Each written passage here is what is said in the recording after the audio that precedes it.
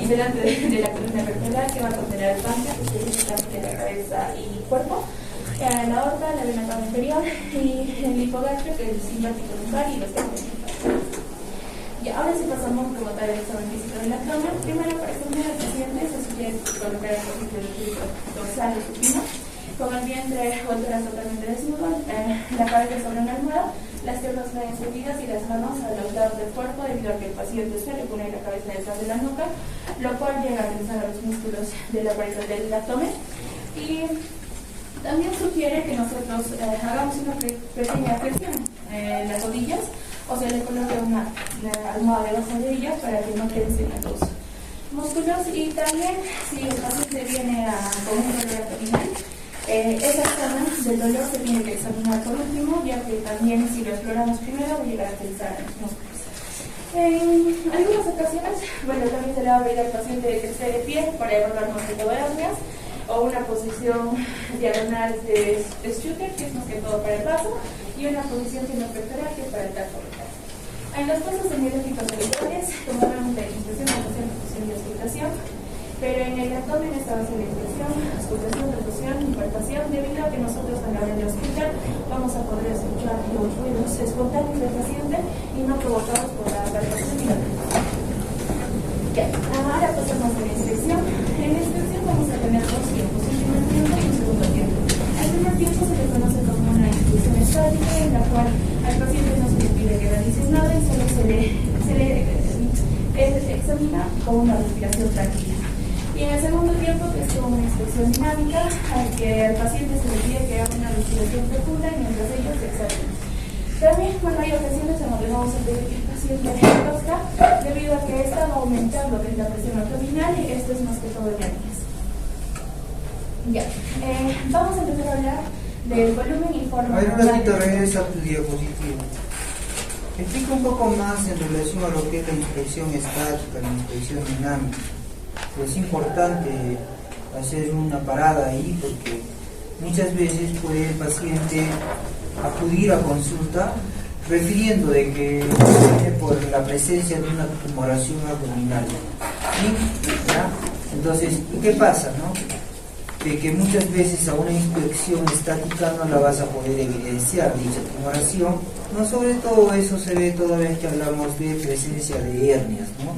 Entonces a veces te dice, sí, cada vez que levanto peso aparece esta tumoración, pero lo haces echar al paciente y no hay tal tumoración. Entonces ahí tú lo que tienes que hacer es proceder a lo que es la inspección dinámica. ¿Qué le pides al paciente?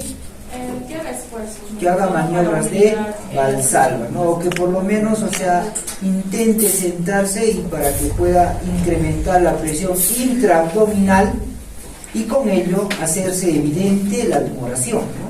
Entonces, a través de ese anillo herniario va a salir, por ejemplo, el contenido o las asas intestinales, ¿no? Entonces, que se va a hacer evidente gracias a este esfuerzo la formación de esa tumoración, ¿no? ¿Estamos? Para eso sirve, ¿no? Tomar en consideración esta inspección dinámica versus la inspección estática.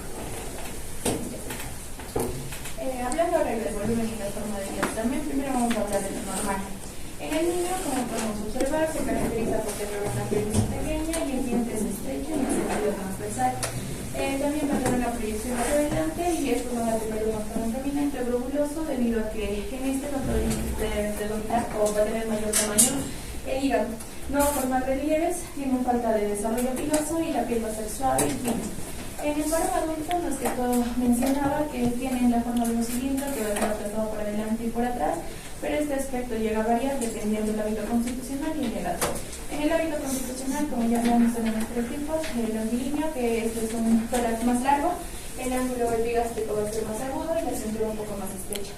Mientras que en el brevilíneo, que también el tronco es ancho, el ángulo epigástrico es más obtuso y la cintura va a ser amplia. Y en el medialíneo, que va a ser un abdomen medio, el tórax más ancho que la cintura y va a tener mayor desarrollo de los músculos abdominales. En la mujer se caracteriza por un tórax más estrecho, las caderas más anchas y los pliegues inguinales van a estar bien marcados. En el anciano, este va a tener una disminución del diámetro, que se va suele encontrarse entre las costillas y las presas ilíacas, debido a que el tronco mencionó que va disminuyendo. También un surco que está en la prominente y llega a unirse el epitelio y el hipocondrio que hace más prominente. Listo. Ahora, dentro de las modificaciones de esta vamos a encontrar generales o globales y parciales o regionales. Dentro de las generales o globales vamos a encontrar dos tipos de vientres prominentes o hundidos, y en las parciales o regionales donde están dos casos, en las causas parietales y en las causas faciales. Hablando de las alteraciones generales o globales, vamos a hablar primero de los vientres globulosos, globosos, prominentes o salientes. Como ejemplo, la obesidad, vamos a ver que la nutrición de nuestro paciente va a replicarse en el abdomen y vamos a tener depósitos sensibles en la parte de la nuca, en la región mamaria y en el abdomen. También es importante mencionar acá la obesidad endocrina, debido a que esta va a tener una acumulación de la grasa más que todo en la región baja del abdomen y en la parte glútea. Y en casos extremos, esta va a ir acompañada de una dermatitis en los pliegues, que se le conoce más que todo como el intertrigo. Ya, ahora hablando de la citis, sabemos la acumulación de líquido en el peritoneo, que este puede variar su volumen, dependiendo de la cantidad de líquido que se acumula y dependiendo del tono de los músculos abdominales, ya que esta puede ser tensa o floja. Y bueno, vamos a poder observar que cuando el paciente está en decúbito supino, este va a sobresalir hacia los flancos, y mientras que esté de pie, esta va a llegar a descender a la porción declive de la cavidad abdominal.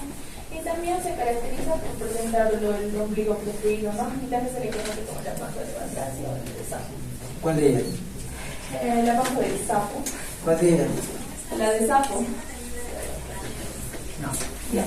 A ver. Pero cuando nosotros hablamos de un abdomen globuloso, globoso, prominente, saliente, disterido, ¿no es cierto? Entonces podemos tener diferentes patologías que puedan condicionar este tipo de abdomen. ¿Está claro? Pero la clínica muchas veces nos va a hacer llegar a una presunción diagnóstica. Entonces, nosotros podemos tener un paciente que viene así, ¿no? Entonces, ¿qué cosa tendría que mandar ahí para poder yo pensar de que estamos frente a un abdomen probablemente asítico? Desde que tú haces una anamnesis, agarras y dices, ¿y qué te va a contar ese paciente? Que probablemente la gran mayoría tiene un antecedente OH. ¿Qué es eso? Un antecedente alcohólico, ¿no? Y agarras y le preguntas, ¿y hasta cuándo usted ha estado bebiendo? Y te dice, hasta hace mucho tiempo. Agarras y preguntas a tu amigo, ¿y hasta cuándo ha estado bebiendo? Hasta antes de ingresar a la hospital. O sea, ¿cómo ves? Todos los días. Entonces, ese paciente, la gran mayoría, estoy diciendo siempre es, ¿no? Es en todos los casos de los pacientes que presentan asitis o sea por antecedente alcohólico. O sea, ¿qué ha pasado? Han dañado con el tiempo ese hígado, ¿no? ¿Entienden? Que poco a poco se fue dañando y se fue cicatrizando. ¿Está claro?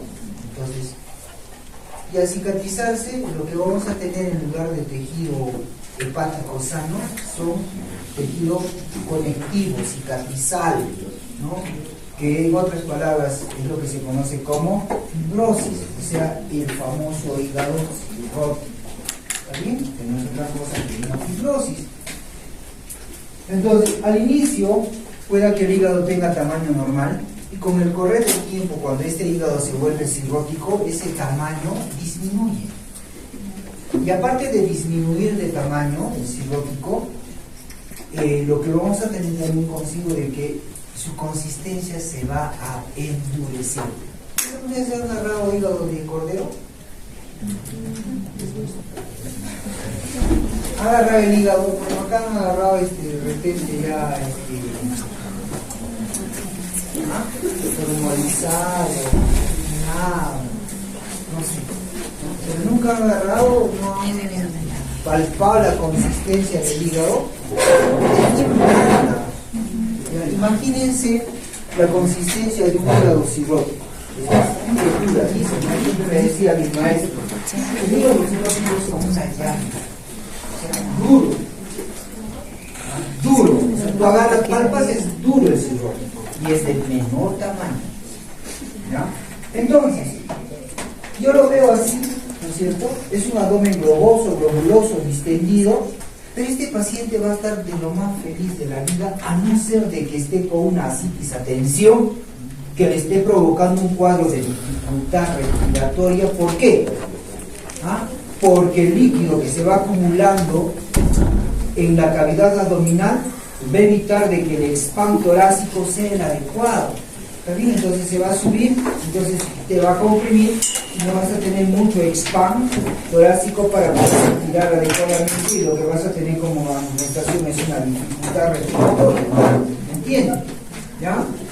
Entonces, pero si eso no pasara, ese paciente va a estar con su ascitis y va a estar tranquilo. En cambio, si por ejemplo me viene un paciente más o menos con estas características, ¿no? Un abdomen globoso, y que esta distensión abdominal obedezca a una oclusión intestinal, ¿ya? Ejemplo, vólvulo de sigmoides. Entonces, un vólvulo de sigmoides es cuando dice la tripa, así me ha dicho, yo estoy escuchando así, sí, eso lo hablaba mi abuelita, ¿no? ¿Ya? Es cuando el intestino delgado, o sea, el asa sigmoidea, perdón, el intestino grueso, el asa sigmoidea, ¿cierto?, se volvula, o sea, se tuerce, ¿ya? Se tuerce. ¿Quién tiene un estetoscopio? ¿Tienes un estetoscopio? ¿Tienes un estetoscopio? Por favor. Entonces, la volvulación puede ser en sentido horario o en sentido antihorario, a la derecha o a la izquierda. Escuchen, por favor, a ver, presten atención. Agarran, tenemos el asa sigmoidea, ¿está bien? ¿Está bien? Tenemos el asa sigmoidea. Entonces, esta asa sigmoidea se tuerce. 1, 2 o 3 vueltas, así. ¿Está bien? Se volvula. Entonces, al volvularse, al torcerse, ya sea para la derecha o para la izquierda, lo que va a generar es un cuadro obstructivo intestinal. Esto al inicio, de repente, ¿no?, pueda que no sea muy doloroso, pero que con el correr de las horas, debido a esa compresión, porque lo que se está comprimiendo también son estructuras vasculares, así como también estructuras nerviosas, y por lo tanto esta volvulación va a generar un incremento de presión por encima. ¿Por qué? Porque va a generar un proceso inflamatorio, una acumulación de líquido, y se va a generar un tercer espacio que va a ir acompañado de mucho dolor.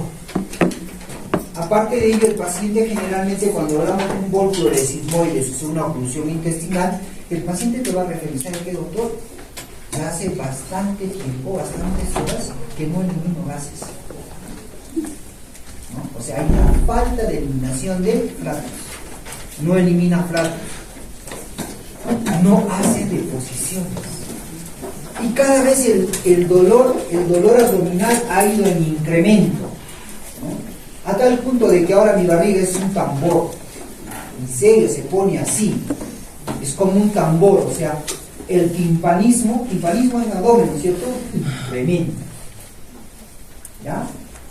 Incrementa el timpanismo, acompañado de dolor, falta de eliminación de flatos, falta de deposiciones, y aparte de ello, ese paciente con el correr de las horas empieza a presentar cuadros vomitivos, o sea, comienza a vomitar.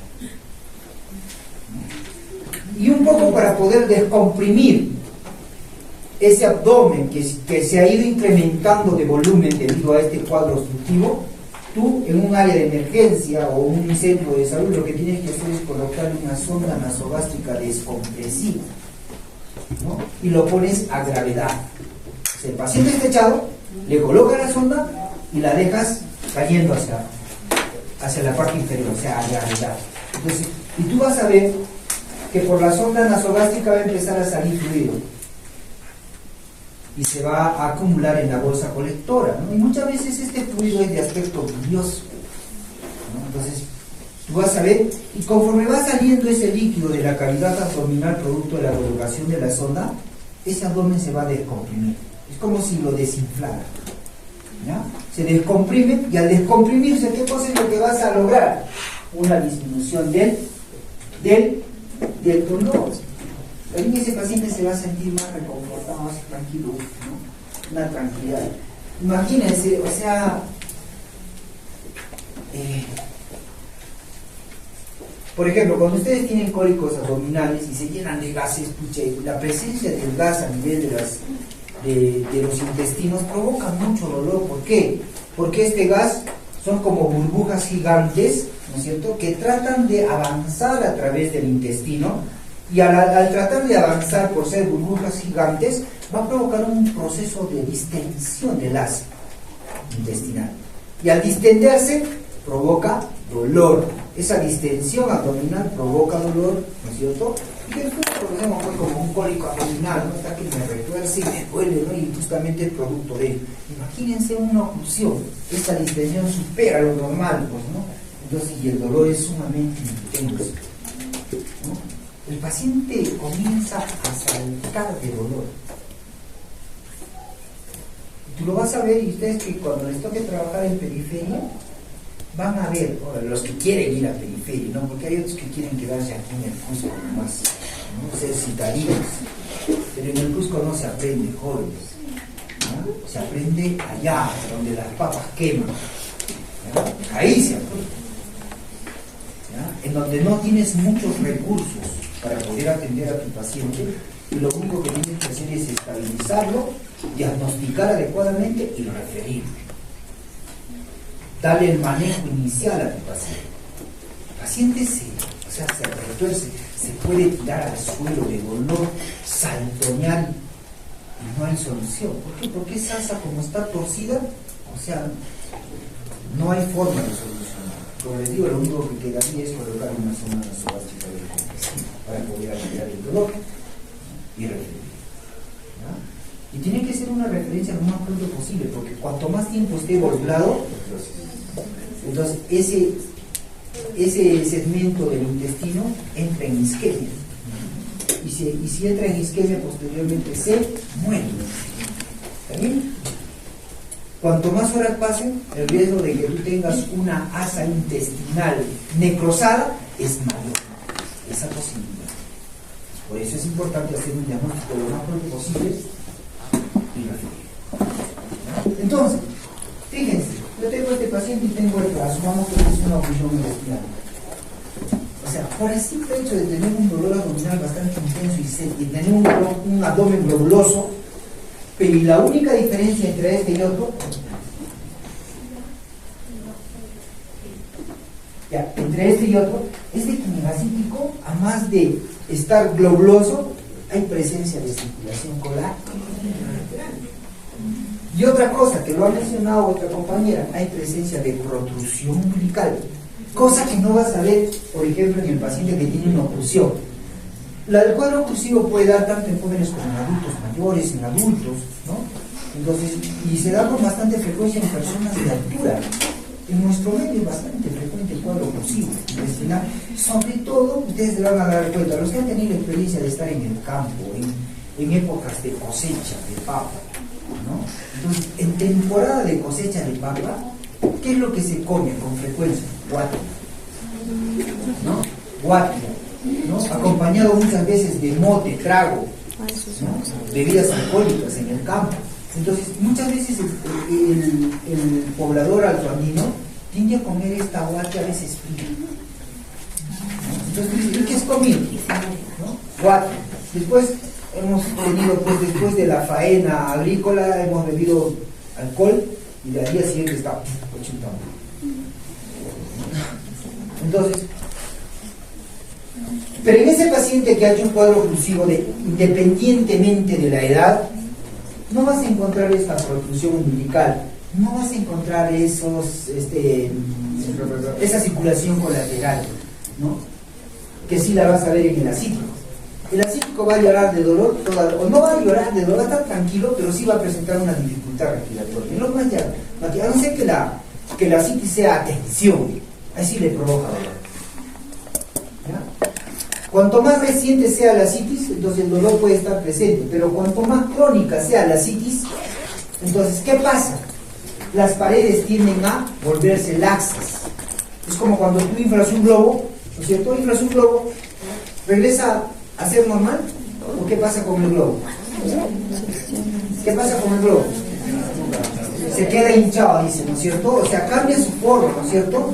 Entonces, cuando por ejemplo tú inflas esos globos largos que utilizan para hacer perritos, y no sé cómo se llama ese arte, ¿no es cierto? ¿Ya? Entonces, infla, ¿no es cierto? Y se infla a veces en la mitad, ¿no? Un globazo, ¿no? Al medio, y lo desinfla así que queda, como si fuera pues un hueco con nudo, ¿sí o no? ¿Está bien? ¿Por qué? Porque se ha distendido la pared del globo. Entonces, si se ha distendido la pared del globo, entonces es lógico de que en estos cuadros de asitis, o sea, cuanto más tiempo haya pasado, las paredes se vuelven laxas. ¿Está bien? Entonces, al volverse laxas, entonces, toda vez que esté echado el paciente, entonces el líquido se va a los costados.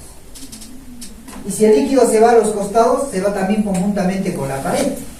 Y le da un aspecto de batracio. ¿Ya? Y a ese se le llama abdomen batraciano. Abdomen batraciano, por esa laxitud que va a existir posterior a la asitis de la pared abdominal lateral. ¿Ya? Entonces se va a los costados, toda vez que esté echado el paciente con asitis, y le da ese aspecto de abdomen batraciano.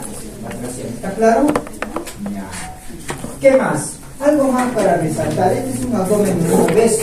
Y si ustedes ven con mucho detenimiento, en ese abdomen se ven algunos signos producto de la obesidad, que también se ve en el caso de pacientes gestantes. ¿Qué es lo que? Las estrías, la presencia de estrías atróficas. Muchas veces tú ves en algunas personas, por más flaquitos que sean, hay estrías. Pero muchas veces esas estrías no obedecen a obesidad, sino obedecen a un crecimiento acelerado. Tú de repente lo ves así chiquito y al mes, ¿no es cierto? Y ese hecho de haber crecido tan rápidamente también va a producir ruptura del tejido conectivo que conlleva a la presencia de estas lesiones que se llaman estrías atróficas, que a un inicio, cuando son recientes, son de color rojo vinoso, y que cuando pase el tiempo se vuelven de color nacarado.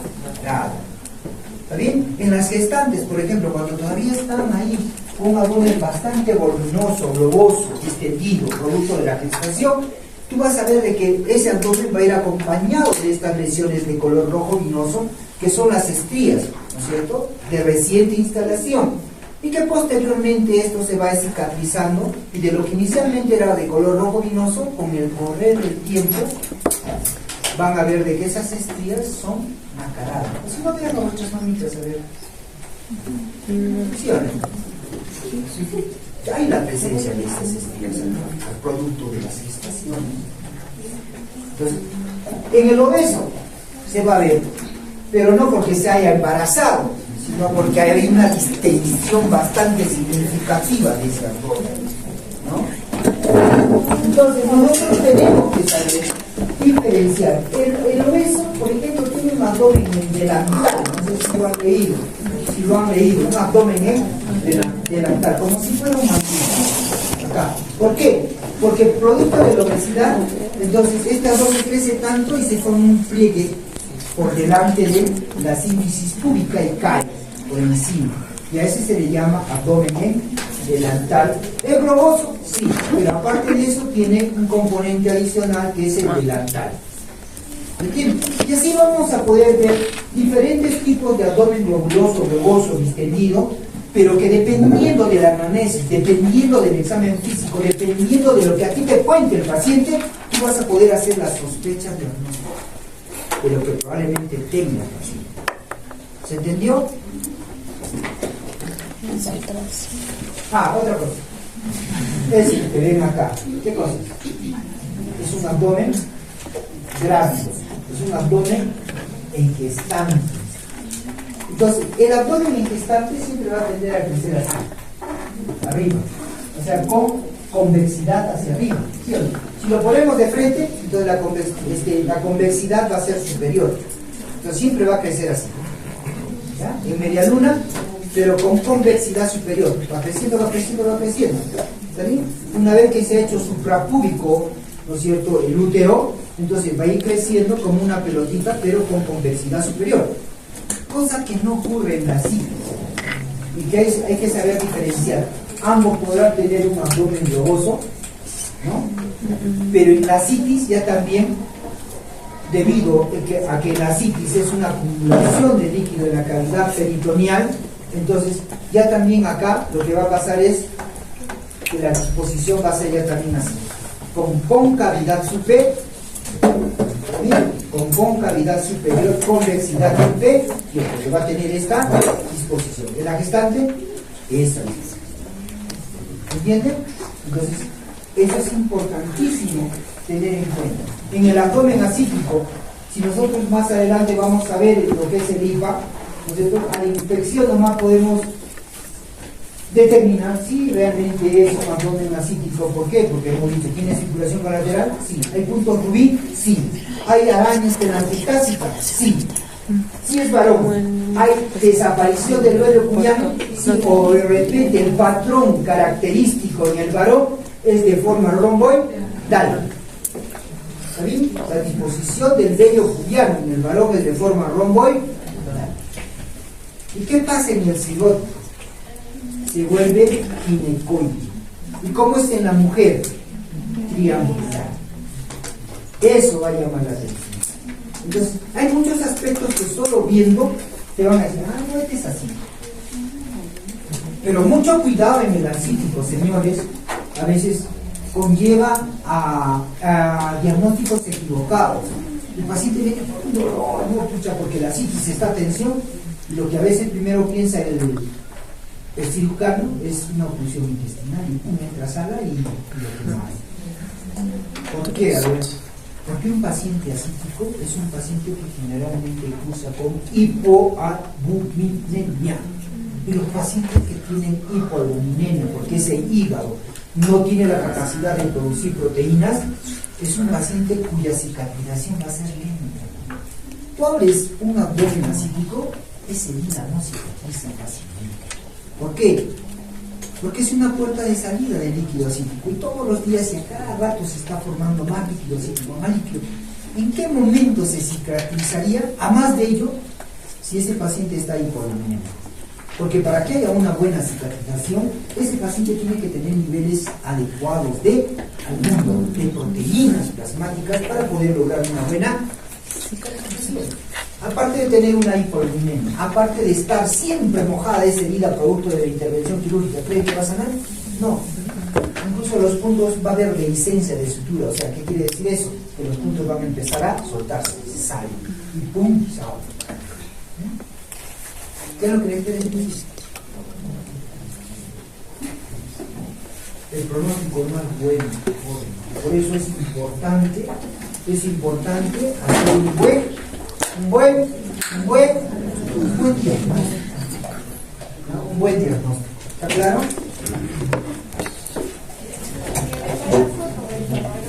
Ya no, ya pues, hija. Parece loro, ajá.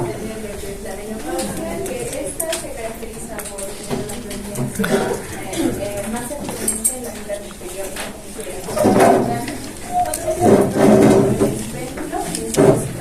Ya que van a atender. Vamos a tener que más que todo se va a generar una aproximación global. El vientre, que va a ser la principal causa, es el ovario, debido a que va a secretar células gelatinosas antibióticas. También tenemos el neumoperitoneo, que también va a ser la presencia de gas dentro del intestino o de la cavidad abdominal, orígenes espontáneos provocados. No, pero que he dicho, gas dentro del... Perdón, de la cavidad abdominal. Ella dice del intestino, siempre hay aire en el intestino, siempre hay, ¿o no? Lo que pasa es de que en el abdomen nosotros tenemos la famosa cavidad peritoneal, donde se acumula el líquido acítico, pero lo vamos a ver pasar, ¿no? Donde no debería haber mucho líquido, que sí hay una cantidad infinita de líquido, para poder evitar de que las estructuras viscerales no rocen, entonces pueda fluir como un lubricante. Lógico, eso es normal. Pero cuando ya se produce en excesiva cantidad, entonces ahí vamos a tener la acumulación de líquidos en esta cavidad que se llama cavidad peritoneal. Pero ¿qué pasa? Muchas veces, producto de una perforación intestinal, voy a poner el ejemplo, de una perforación intestinal, entonces el aire que está en el intestino tiende a pasar al peritoneal, a la cavidad peritoneal. Entonces, si pasa a la cavidad peritoneal, a eso se llama, ¿cómo se llama?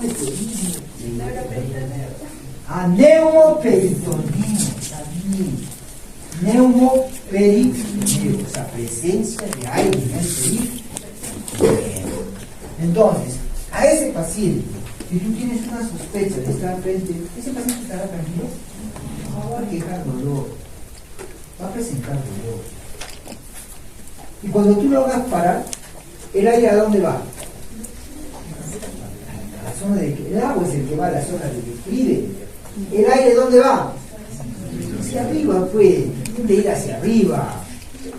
¿No han visto una botella? Ahora en una botella, ¿dónde va el aire? No, pues, ¿dónde va el aire? ¿Y el agua dónde va? ¿Para abajo, sí o no? ¿Sí o no? El líquido va a las zonas de declive, el aire va para arriba. Claro, es lógica.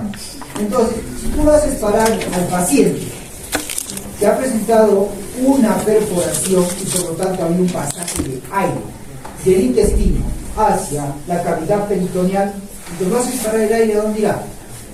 Hacia arriba. ¿Cuál es el límite superior del abdomen? El diafragma. ¿Sí o no? El diafragma. Entonces, si por ejemplo tú te tomas una placa radiográfica, vas a encontrar una imagen muy característica de presencia de aire en el abdomen. Entonces tú agarras, ves el pulmón y debajo del pulmón una línea negra que se va a dibujar. ¿Por qué? Porque debajo de eso está el hígado. ¿Sí o no? Entonces entre el hígado y el diafragma hay aire. Y en la imagen radiológica vas a ver de color negro, o sea, una imagen radiolúcida, opaca es blanca, negra es lúcida. Neo Contreras es, pero así es. ¿Es cierto? Sí. Entonces, ¿me entendió? ¿Cómo se llama el signo? ¿Cómo se llama el signo? ¿Cómo se llama el signo? Se llama neumoperitoneo, pero ¿cómo se llama el signo? Llover. Signo de llover. ¿Ya? Van a revisar signo de llover. Pregunta de examen. Más adelante. Signo de llover, ¿no es cierto? Signo de llover. ¿Ya? O de llover. ¿Se entendió? Sí, a esto, ¿qué es esto? Neumoperitoneo. Bueno.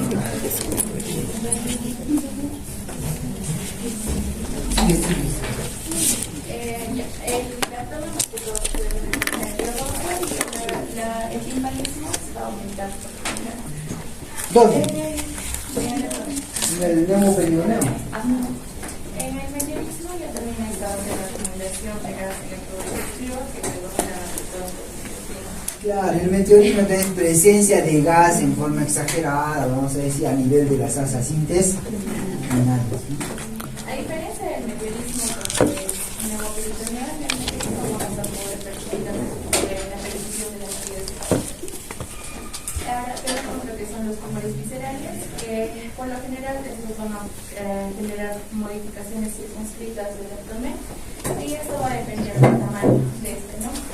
Y por último tenemos el megalicoro, que va a ser una dilatación normal del colon, que es una característica constitucional. Y esto también puede ser congénita o por enfermedades de consiste más que todo en una falta de llegada de los nervios hacia el intestino. Ya, ahora vamos a tener la especialidad de las hipotonías o la hipotonía. En las hipotonías tenemos que toda una disminución del tono muscular y de la flacidez, que esta también menciona que puede ser después del embarazo o de un proceso de nacimiento. También por miopatía, tabaquismo y unos adultos de vida sedentaria. Lo que va a generar la glándula de la pared es que va a favorecer a que se ponga como cómodo y tengo una prominencia en la parte superior. También tenemos alteraciones de la pared exterior del abdomen, que es en dos circunstancias. Un edema de la pared del abdomen, que es la acumulación de la pared, y un enfisema parietal, que, como podemos observar, es acumulación de gases, ¿no? Estos dos vamos a tener una deformación uniforme del abdomen, y nosotros a la inspección... ¿Qué es enfisema? Ha dicho ya. Ella menciona enfisema. ¿Qué es? ¿Qué es enfisema? Lo está mencionando, ¿no? Lo menciona ahorita. ¿Qué es un enfisema? Pero generalmente se enseña, está hablando de alteraciones de la pared abdominal. A nivel de la pared abdominal nosotros podemos encontrar el signo de la fobia. ¿El signo de fobia? ¿Signo de Godet? ¿Conocen eso o no? ¿No han escuchado el signo de Godet? ¿Sí? ¿Signo de la fobia positiva? ¿Sí o no? Si todavía 3 cruces, 4 cruces en abdomen. Bueno, ustedes presionan en la pared abdominal y se queda una impresión, ¿no? Se hace un hoyito, ¿cierto? Y después eso se recupera poco a poco, ¿no? Hasta volver a la normalidad. Y a eso tiene grados, ¿no? Pero ocurre de que muchas veces tú agarras y presionas la pared abdominal y sientes crepitar. Yo les voy a preguntar, ¿ustedes alguna vez han agarrado del pulmón de un cordero? El chancho nomás dice, se matar un chancho. Nunca han agarrado el pulmoncito del bofe, le llaman bofe blando, le dicen. Cuando vas al mercado, dicen bofe blando de cordero, es el pulmón, en otras palabras. ¿Ya? Tú agarras, solamente agarras y tocas. Ese crepitar que vas a sentir es por la presencia de aire a nivel del altuve. Y eso mismo vas a encontrar toda vez que estamos hablando de un enfisema de la pared abdominal, que es la presencia de aire a nivel de ¿qué? De la piel, ¿no es cierto? Entonces, ¿qué pasa? ¿Y eso cuándo se da? Sobre todo se da cuando hay presencia de neumotórax, ¿ya? Más el neumotórax que el neumoperitoneo, ¿ya? A no ser que sea un neumoperitoneo que esté disecando, ¿no? O sea, claro, pero tendría que ser un neumoperitoneo bastante serio, ¿no? De volumen considerable, ¿no? Pero lo que se ve con mayor frecuencia, porque ahí sí maneja más presión, es cuando hablamos de un neumotórax. Entonces un neumotórax, atención, entonces va decolando el aire y se va localizando a nivel de la pared abdominal, pared torácica, y tú presionas y es como si apretaras unas bolitas de aire ahí en la piel, ¿ya? Entonces se llama crepitaciones, ¿no? ¿Ya? Entonces nos hace pensar que es un enfisema de pared o paretal, ¿no? Entonces por ahí está viendo fuga de aire y se está yendo a la pared. En el caso de edema en la pared, vamos a poder observar la impresión cuando ve al paciente que la ropa y deja marca en la zona de Deja impresiones, ¿no? Agarran y, o sea, por ejemplo, el elástico, ¿no? Muchas veces de la ropa interior deja la impresión ahí, ¿no? O la correa, ¿no? Entonces, bien llamativo, ¿no? ¿Sí o no? Sí, bien. en alteraciones del esqueleto, nosotros vamos a hablar de los problemas de este, ¿no? Principalmente vamos a hablar de lo que vendría a ser una cifosis. La cifosis se puede encontrar en la región dorsal alta, en la cual no... Eso obviamente, o sea, si uno se puede ver ese tipo de alteraciones, tanto cifosis, escoliosis, trombosis, si eso lo vamos a ver en alteraciones osteoarticulares. Vamos, continúa. Y la última, que era la de abdomen deprimidos, hundidos, generales, ¿no? En esta vamos a encontrar 4 tipos de dientes: un vientre aplanado, que tiende a tener la forma de una tabla, ¿no? Que se va a dar en casos de desnutrición severa o una atrofia muscular. El vientre en batea es un vientre hundido o excavado que se da en la capitis avanzada, o también tenemos el vientre retraído y un vientre. Estas son las causas que van a generar esto. En los pacientes que tienen un vientre aplanado, hundido, y más aún si se trata por un cuadro de desnutrición, O sea, incluso tú puedes tener la facilidad de ver los movimientos peristálticos. ¿Qué es un movimiento peristáltico? El movimiento de las asas intestinales, como luego del metacardio. Puedes ver esos movimientos intestinales, ¿está bien? Entonces, ¿por qué? Porque en el paciente desnutrido, ¿qué es lo que pasa? ¿Qué es lo que pasa en el paciente desnutrido? ¿Qué pierde? ¿Qué pierde? ¿Ah? Masa muscular y tejido adiposo, ¿no? Tejido central subcutáneo y la masa muscular disminuye. De lo que era así, es un papel. ¿No es cierto? Entonces, si es un papel, si es delgado, entonces deja ver, pues, ¿no? Entonces, movimientos intestinales, ¿no? Los movimientos peristales a nivel abdominal. Las causas principales de la esto es una inanición prolongada, que es una una disminución excesiva de las proteínas y una emancipación, que sería disminución de energía y junto con la hidratación y ocasionalmente en la hipertensión, que a veces va a ser una potencia de los ahora vamos a poder observar que en todos estos los cuatro vientos que podemos observar, la línea que va a ir va a estar por debajo de lo que vendría a ser el apéndice. La línea imaginaria que se traza entre el apéndice sifoides y ¿qué? Al pubis. Al pubis. Entonces tú trazas una línea imaginaria, entonces por eso está definido, está por debajo. Oh, estos valores van a estar por debajo de la línea imaginaria. ¿Ya? Entonces son abdómenes planos, deprimidos, hundidos, como quiera llamarse. ¿Bien? Y por lo general no se mueve. Mueve, sigue. Sigue. Ahora pasamos a las alteraciones parciales o regionales, en la cual vamos a encontrar primero que serían las causas parietales. En las causas parietales, la principal es de la hernia, que eso vamos a encontrar distintas según su ubicación, ya que encontramos las umbilicales, pulgares, lineales, lumbares y de la línea alba. Ahora, en esta, más que todo, vamos a poder observarlo en algunos casos en el segundo tiempo de la impresión, debido a que vamos a pedir al paciente que haga unas maniobras de balsalva o una fuerza al toser. Que puje. Palabras en castellano dices que puje. Y la forma de evaluaciones circunscritas superior a la polimaniosidad. También tenemos la diástasis de los músculos rectos, que más que todo consiste en una diástasis. separación. Es una separación. Miren, esto es normal y esto es anormal. Generalmente eso se ve en pacientes que están, ¿no? Producto del crecimiento, ¿no? del útero y que va a llevar a un crecimiento abdominal. Entonces, estas estructuras musculares se tienden a separar. ¿Qué línea hay acá? Esa línea alba, entonces se separa y produce una diastasis de reflex. ¿No? Después tenemos la menstruación. ¿Qué diferencia entre una menstruación y una hernia? ¿Qué me dice? Acá quiere hablar el profesor. Vamos. Me equivocaron.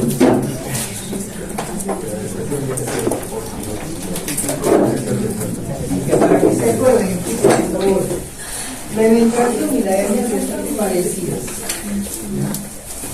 Lo que van a encontrar es un orificio, un anillo, por donde va a salir el contenido abdominal. ¿Está bien? Pero la gran diferencia entre una y otra es que acá hay un antecedente traumático, un antecedente quirúrgico que conlleva a la presencia de ese anillo herniario, entre comillas, porque no se dice anillo herniario, sino se dice penetración, ¿no? Y sale el contenido abdominal a través de ese anillo. ¿Por qué?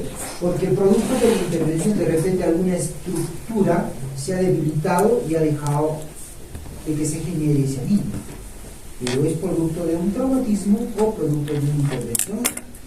En cambio acá no hay antecedente quirúrgico, no hay antecedente traumático, pero sin embargo hay la formación de ese anillo que deja salir el contenido abdominal y que da esta apariencia de una tumoración a nivel de la abdomen. Y como bien ha dicho, eso generalmente lo vamos a poder evidenciar toda vez que nosotros hagamos una inspección. Vamos a hablar de inspección, ¿no? Hagamos una inspección dinámica. ¿Qué le pides al paciente que haga? Kaufman. Quechua. Kaufman. Así es, Kaufman. Puja. Kaufman. Entonces, puja, dice, ¿no? O si no, agarras y le dices, siéntese. Se siente. ¿Qué has logrado con el hecho de hacerlo sentar al paciente? Entonces, el hecho que se siente hace de que incremente la presión intraabdominal y por lo tanto, el contenido tiende a salir a través de eso. ¿Vamos? Después tenemos los tumores propios de la pared, que estos van a ser tumores superficiales más que todo y se van a poder observar en la inspección estática. A diferencia de los tumores viscerales, estos se van a llegar a mover en la respiración. Y bueno, por último, los tumores viscerales, que el libro mencionaba que eran más que todo tumores que se pueden, tumores que se van a encontrarse en las vísceras abdominales. O sea, va a ser a expensas de vísceras intraabdominales, ¿no? O sea, que se van a hacer evidentes toda vez que empiezas a inspeccionar. Por ejemplo, ¿no? Cuando tenemos pacientes que tienen cáncer hepático, a veces el paciente tiene una gran inflamación hepática. O sea, tú lo ves echado y está sobresaliente. Hay una sobresalencia, hay una hematoma que llaman la atención. Especialmente palparás, ¿no? Y te darás cuenta de sí, pues hay una tumoración. Y de repente la consistencia es más incremental de lo que normalmente es. Y que hace que de repente por ahí, producto de la tumoración, o sea, que tengas un hígado crecido. Muchas veces no es un solo tumor, sino son varios tumores que están localizados a nivel del borde hepático que lo pongo como ejemplo, ¿no? Pero es importante tener que esas son las lesiones tumorales intraabdominales, ¿no? O sea, que han afectado a determinados órganos intraabdominales. ¿Qué más? Ahora vamos a hablar de las alteraciones del color de la piel. Todavía sabemos que el abdomen puede tener distintos tonos de color dependiendo de la patología. El color amarillo más que todo se caracteriza de epidemia, que es el aumento de bilirrubina en la sangre, ¿no? El azul y el azul. ¿Qué problema piensas? A ver, así es. ¿En qué problema piensas? ¿En qué problema piensas? Vamos, Mari, ¿en qué problema piensas? Tienes que mejorar en amarillo. ¿Ah? Te dice, ya lo ha dicho, pero ¿en qué problema piensas? ¿Por qué es lo que está condicionando? Ella dice que ese es un problema hepático. Por ahí dice es una coledocolitiasis, podría ser. Una colelitiasis podría ser, ¿no es cierto? Una colangitis podría ser. ¿Qué más? Una lisis, ¿cierto? Una anemia hemolítica. ¿También? ¿Puede ser, no? Sí. A lo que voy es a lo siguiente, que no solamente tenemos que pensar en que el problema está localizado en el hígado y en las vías biliares, sino que también puede ser el problema hematológico. Continuamos. No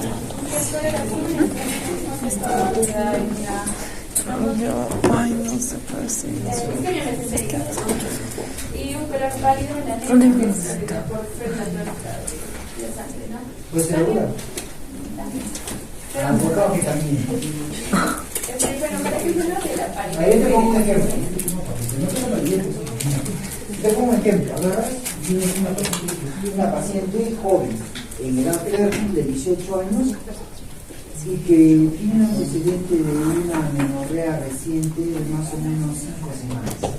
Lo que ponemos muy más 7 semanas. ¿Ya? Y agarra y viene y te dice, ¿sabes qué? Estoy sangrando. Entonces, lo primero que piensa el clínico es que probablemente estoy teniendo dado el antecedente de que tenía una amenaza de aborto. De repente ahí está avanzando poco, ¿no? Pero sí está viendo pérdida sanguínea. Entonces, ¿qué es lo que queda ahí? ¿Hacer un test de embarazo? No, lo más probable que sea, pues ya le haces un test de embarazo y te coges así, gestando. Entonces, y de repente la paciente empieza a presentar un dolor abdominal en fosa ilíaca izquierda, por decirlo. Y lo sigues viendo y se vuelve papel. ¿Qué creen que pasa? O sea, ¿qué decimos? ¿Por qué se dice papel? Porque se vuelve blanca, se vuelve pálida. De lo que era chaposita, ya no es chaposita, ahora es papel blanco. Y esta palidez marcada se va a presentar tanto a nivel de piel y cosas. Tú le ves los labios y pierde la coloración, o sea, es terrible ese cuadro. Entonces, La paciente tiene todo eso como antecedente. ¿Qué es lo que tiene la paciente? Probablemente un embarazo ectópico. En esa paciente no va a salir un pálido, lógico. Y también, claro, o sea, hay casos de anemia que son agudos y hay casos de anemia que son crónicos. Entonces, no podemos desestimar esa posibilidad. Vamos. Bueno, ahora vamos a tener el Y a propósito, ¿quién es el grupo que va a empezar a votar mañana? Dame la mano, sí, quiero conocerlos. 1, 2, 1 más, 3, 4, 5, nada más 5, ¿no queda? 6, tú también.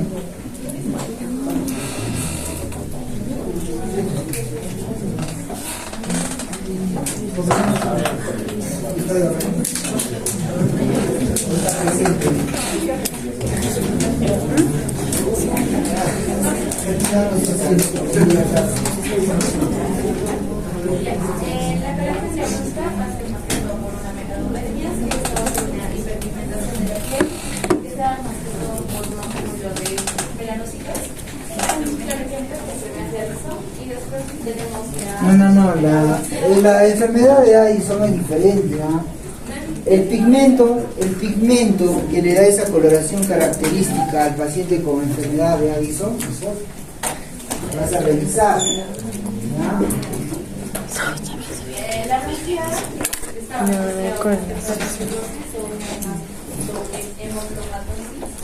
que consiste más que todo en un alto depósito de hierro en la piel, que esta va a estimular la producción de la melanina y esto se va a depositar en forma de masqueros y de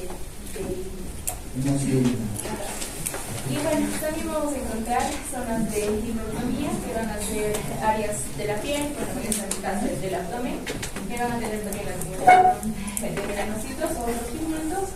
Un ejemplo es la línea alba en el embarazo. Y también vamos a encontrar infecciones locales. ¿Qué pasa en la línea alba durante el embarazo? Es por deficiencia de... ¿Qué pasa?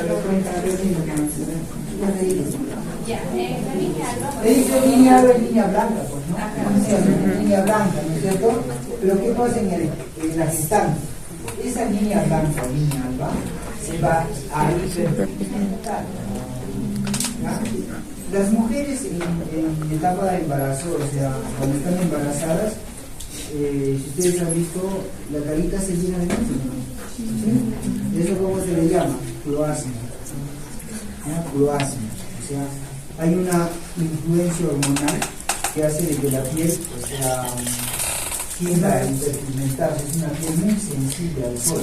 Cuando el sol cae, se hiperpigmenta por un influjo hormonal. Pero este incremento en cuanto a la coloración de la piel, ¿no?, en donde los melanocitos ahí sí intervienen y van a producir una mayor producción de melanina, ¿no? Entonces va a generar estos cuadros de hiperpigmentación en determinadas zonas, ¿no? Hay algunas personas, algunas gestantes, que la hiperpigmentación la llevan en la cara como una máscara, ¿no? El cloasma, ¿sí? Otras personas no llevan, tú la ves, usted es embarazado, ¿no? Pero la hiperpigmentación muchas veces es a nivel de areola mamaria o a nivel genital. Ahí se va a producir la hiperpigmentación, o a nivel de la línea alba, ¿no? Entonces todas estas cositas son por influjo hormonal, que tengamos siempre presente, ¿ya?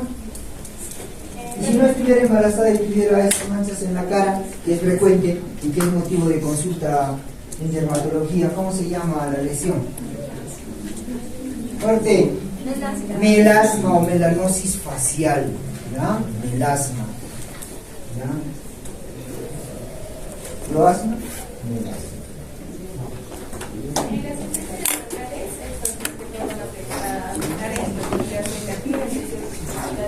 ¿Qué es la erisipela? La erisipela es una planta. ¿Qué es? Una lesión. ¿Pero qué es? Es una lesión que se va a La erisipela es una infección de la piel y tejidos subcutaneos. Es una infección por bacterias. Por eso dice, ¿no? Pero si es una infección, puede llevar a un cuadro de celulitis, desde origen bacteriano. Y la celulitis, que no son los gorditos que tienen las chicas, ¿ah? Sino que entonces, la celulitis, estoy celulítica, dice, no, pues estoy yendo al gimnasio, quizá de trabajar, ¿no? Esos kilitos de más, ¿no? Tengo celulitis, pero ese es un término mal empleado. La celulitis no es otra cosa que una infección del tejido celular subcuticular. También vamos a tener que el abdomen no es el sitio predileccionado para varias erupciones, usando los urticarios. Vamos a observar que los urticarios van a ser lesiones elevadas, rojizas, que se caracterizan por ser pruriginosos y forman justamente por lo de los ¿Qué es lo que vamos a presentar en la urticaria? Ronchas. Un enrojecimiento de la piel que va a ir acompañado de prurito, o sea, escozor. Eso es bastante característico, pero para ello tiene que haber un componente, es un componente alérgico. Y se caracterizan por desaparecer en 24 horas sin dejar marcas rojas. La erupción, más que todo, es una erupción oliforme, que estas son las típicas, las típicas, más que todo virales, que se van a caracterizar por la fiebre y las sífilis van a ser secundarias en la enfermedad de la sífilis, que caracterizan más que todo en niños y en bebés. En el herpes zóster,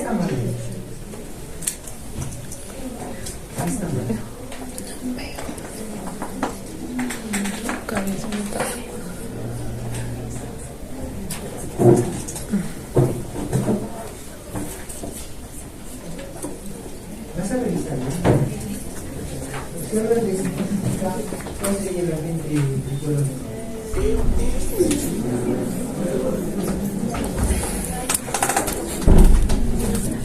¿Cuál es el agente biológico de la sífilis? Hemos hablado en clase, ¿no es cierto? Ahí sí promes, puntos, contestado, ahora ya se olvidaron. ¿Cuál es el agente etiológico de la sífilis? Te hablaron todavía de neurosífilis, esa vez no, neurosífilis terciaria. ¿Cuál es el agente etiológico de la sífilis? Leponema pallidum. ¿Sí o no? ¿Qué es?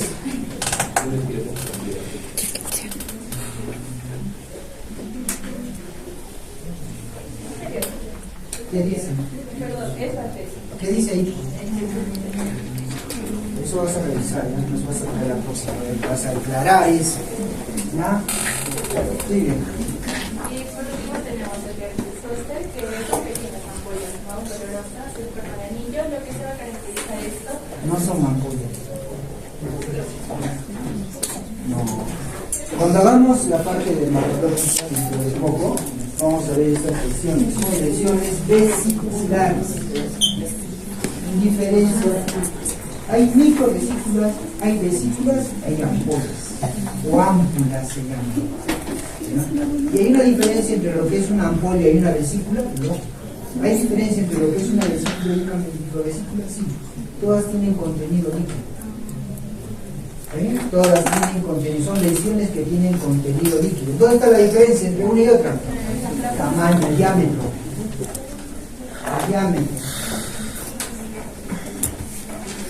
La extensión, por eso el diámetro puede la lesión, el tamaño de la lesión, en otras palabras, vale entender para poder yo llamarle ya sea micro, vesícula o ampolla. ¿Entienden? Pero contenido es líquido. Y si fuera pus, ¿qué sería? Pústula. para comunicarse o van a seguir el recorrido ordinario o la exposición hemorrágica. Primero vamos a encontrar la equimosis, que va a ser una hemorragia superficial, que esta va a tener bordes difusos y no tiene presión. En esta imagen que vamos a encontrar es la equimosis por una excelente. ¿Y qué diferencia hay entre equimosis y hematoma? Tarea, les di la tarea, ¿cierto? Les di esa tarea y les dije, ¿saben qué? Revísenme y quiero que establezcan la diferencia entre lo que es una equimosis y un hematoma. ¿Qué había sido? ¿Quién tiene la tarea hecha? Ah, ¿saben qué? Hoy día no se van a ir si no me entregan la tarea de la anterior semana.